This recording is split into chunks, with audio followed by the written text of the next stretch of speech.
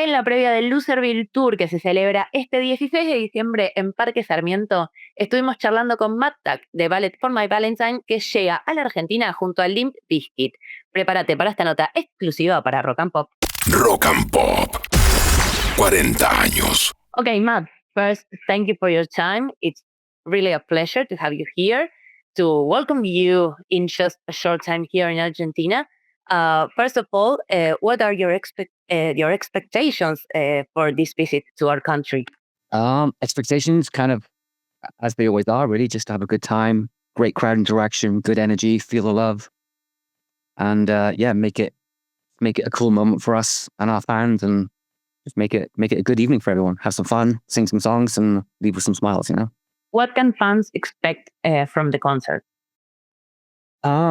We are going to be playing the Poison front to back like we have been doing all year. So something a little bit different. And yeah, that's what they can expect in the set list. And obviously we're just going to be bringing as much energy and as much passion and as much kind of rock and roll as we can into our set, as we always do. We're approaching it as we have every other show this year, and just giving everything you got and leaving, like I said, with people hopefully with smiles on their faces. You just mentioned the Poison. How do you feel about album turning 20 years? It's amazing to still be around after 20 years in general. That's one thing that we've taken away from it is, 20 years have disappeared in the blink of an eye, which is really scary. But, at the same time, we've been lucky enough to have longevity of the band, and, it was an album which kind of cultivated our whole career and our whole lives. And, 20 years later, it still feels like it's still has a place in the rock and metal world, and people still love that album. People are still discovering Bullet For My Valentine. People are still getting into heavy metal because of that album. It just feels good to just take a moment to celebrate that. And that's what this whole year has been about, really. It's just taking a step back in time and just celebrating an album and a moment, which for us was life-changing, obviously. And just giving it a spotlight once more. I don't think we're ever going to do something like this again for this album. I think, you can take things so far, but to milk it at another anniversary, I don't think would kind of have the same impact. But yeah, it just feels good to kind of remember who we are, where we came from, and why that album is so special. I think it being a debut album as well is what makes it so special. It wasn't like we had a couple of practiced ones up to that moment. It was the first thing we released, so it was kind of, I don't know, the stars aligned, lightning in a bottle, whatever you want to call it. It was just a very special moment for us, and it still seems to be very relevant and hitting hard 20 years later, which is just incredible. When you look backwards, can you believe the success the Poison had at that moment? No, like I said, we weren't prepared for anything. It was our first album. We were very young, very naive, very inexperienced of being in a professional recording artist. We had an EP out at the time, but this was our first full-length album. So, we kind of knew deep down inside that we'd made a good album. We had a good feeling that, the songs were good. It sounded great. All the parts seemed to be kind of in the right place. But we weren't prepared already for what happened. You know what I mean? We thought it was going to do well. We hoped it was going to do well, as most bands do.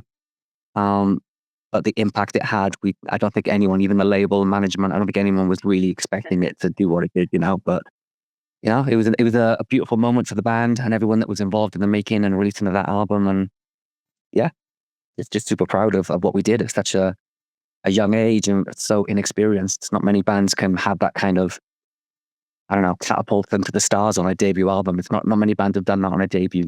I can think of a handful, but it's very rare. How would you describe the evolution of Bullet For My Valentine from the first album up to today? I don't know. There's been twists and turns stylistically all along the way.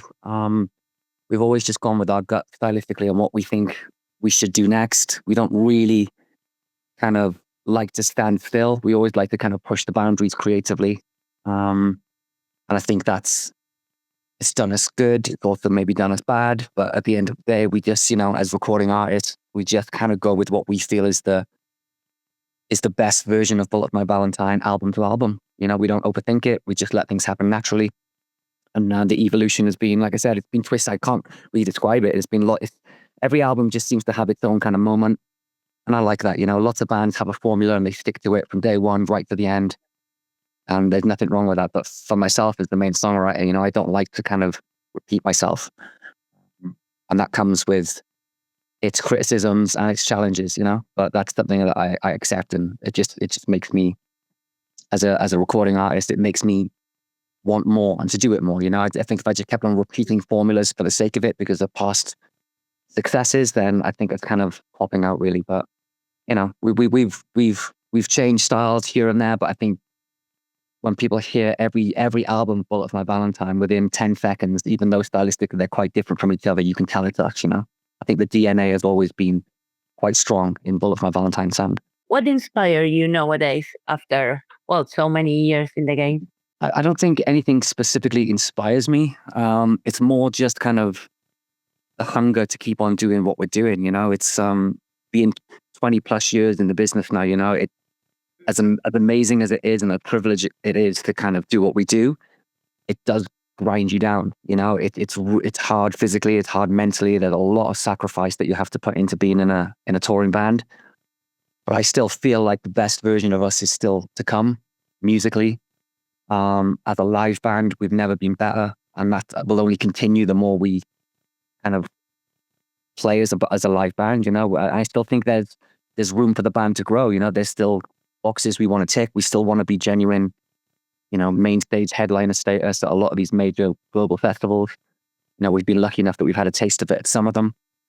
But you know, we're still hungry to be the best version of ourselves we can and be up there with the elite of the rock and metal world. You know, I think that, you know, being around as long as we have, having the impact we've had, having the back catalogue we have, being the live band we are, I still think all that is very, very achievable in the near future. We just got to stay focused and stay hungry and, you know, keep on delivering solid albums. And I think our time is just around the corner, you know, I really do.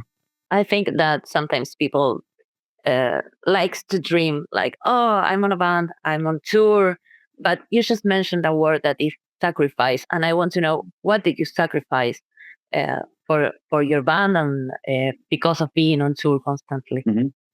Well, before the band even was successful, you know, like when I was like 17, 18, 19, up to when the band got signed, I sacrificed my education. I sacrificed jobs and career prospects. I sacrificed everything, you know, relationships. All I did was focus and dedicate every minute of my life to try and make the band a success. And that was from a very early age. You know, I didn't go on to further education after school because it wasn't for me. And I didn't think I was going to get anything from it. You know, I don't think, you know, going into a university or anything like that, it just felt like it was a waste of time, you know, and in turn, then that led into not getting the jobs that I kind of probably could have got if I had done that. And then in turn, that kind of limits your earning ability to survive in life, you know.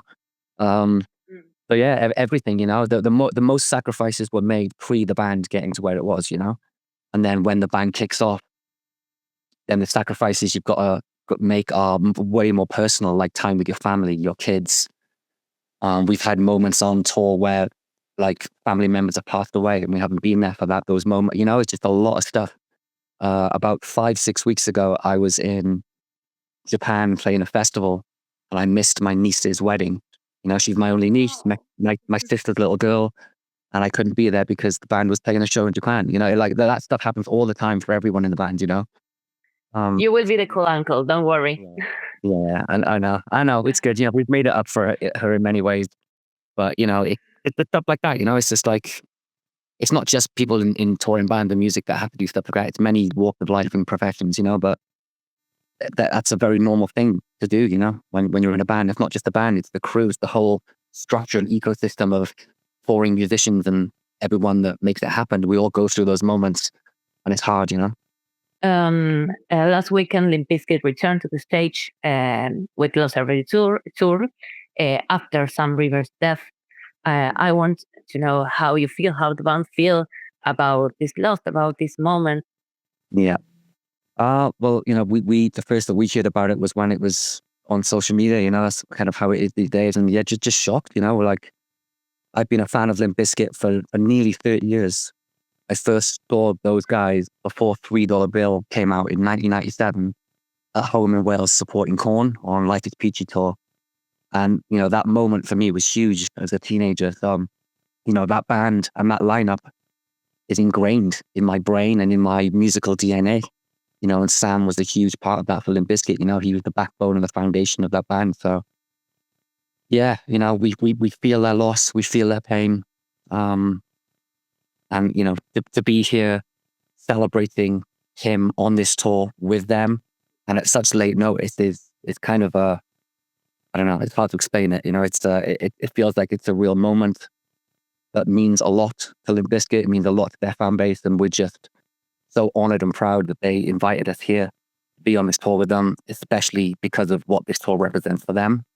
And it's just sad, it's just a really sad moment, but they are here and they are, they're doing it for Sam, and we're just here with them every step of the way, and hopefully we add a bit of value to the tour. And yeah, we met the guys for the very first time in Mexico City a few days ago, and I couldn't describe how humble and normal and how just lovely, beautiful human beings they all are.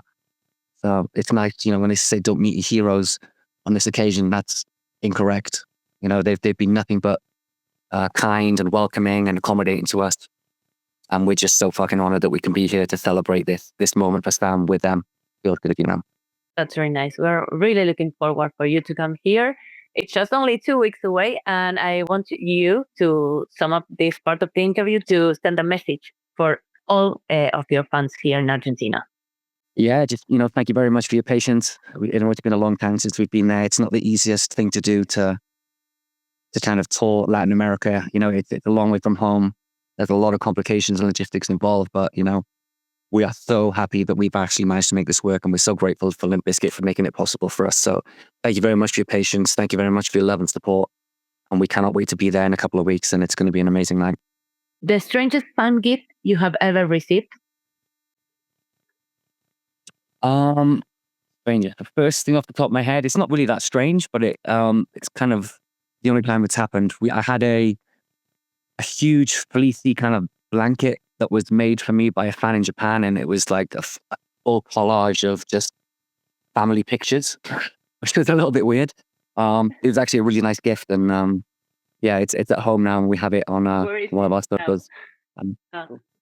Yeah, it's at home, man. It's like it's kind of weird, but also really cool and practical. Yeah, it was a good gift. If I say auto-tune, what's the first word that comes to your mind? First word? Oh my God. Useful. A song you wish you had written? Oh, Thunder Road by Bruce Springsteen.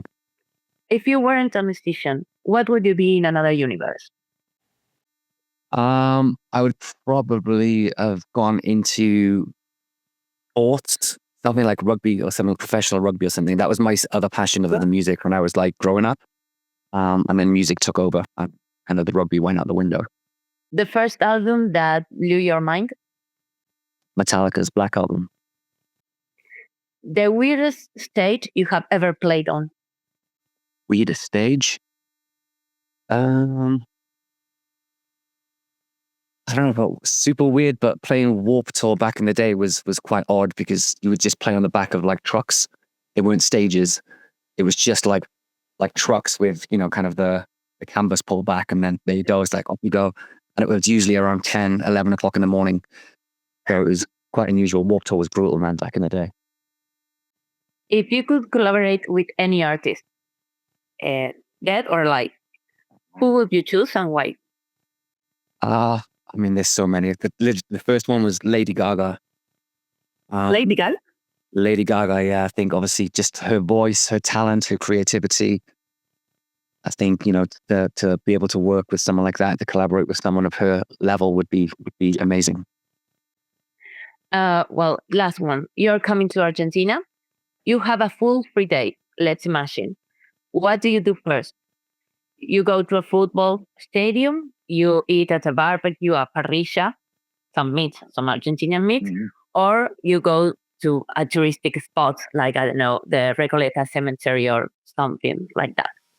It's me every day, man. I'm a big foodie, and being on tour, what we can do is go and find good food. That's one thing that keeps everyone happy and keeps a smile on everyone's face, is being fed well. And obviously coming to Argentina, meat is on the menu for sure. So we're looking forward to it, man.